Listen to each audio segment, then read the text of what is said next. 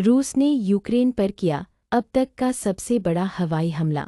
रूस और यूक्रेन के बीच जारी युद्ध एक बार फिर तेज हो गया है। बीबीसी की रिपोर्ट के अनुसार रूस ने बीती रात यूक्रेन पर सैकड़ों ड्रोन और मिसाइलों से हमला किया। यह जुलाई के बाद अब तक का सबसे बड़ा हवाई हमला माना जा रहा है।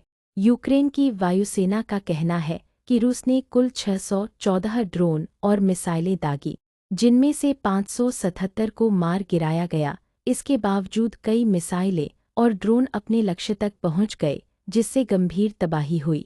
पश्चिमी इलाकों पर भी हमले। आमतौर पर रूसी हमले यूक्रेन के पूर्वी क्षेत्रों, खासकर डोनबास के पास होते हैं, लेकिन इस बार लवीव और एलवाइव जैसे पश्चिमी शहर भी निशाने पर आए। लवीव में एक व्यक्ति की मौत हुई और कई लोग घायल हुए।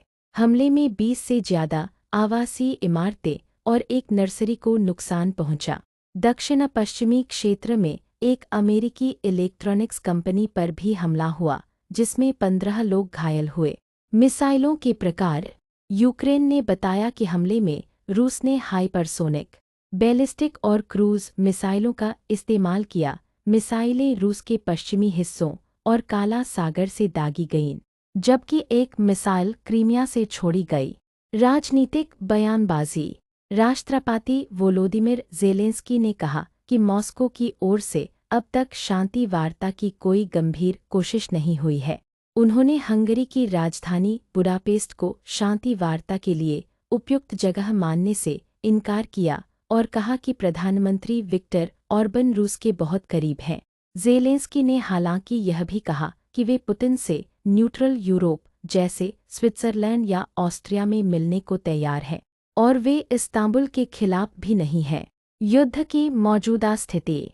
2022 में रूस द्वारा शुरू किए गए युद्ध में अब तक यूक्रेन के बड़े हिस्से पर कब्जा हो चुका है। खासकर लुहांस्क और दोनेत्स्क जैसे डोनबास क्षेत्र पर रूस लगभग यूक्रेन के 5वें हिस्से पर नियंत्रण कर चुका है, जिसमें 2014 में कब्जाया गया क्रीमिया भी शामिल है। नतीजा। ताज़ा हमले ने यह साफ कर दिया है कि युद्ध फिलहाल थमने वाला नहीं है। दोनों देशों के बीच शांति वार्ता की चर्चाएं भले ही समय समय पर होती रहती हों,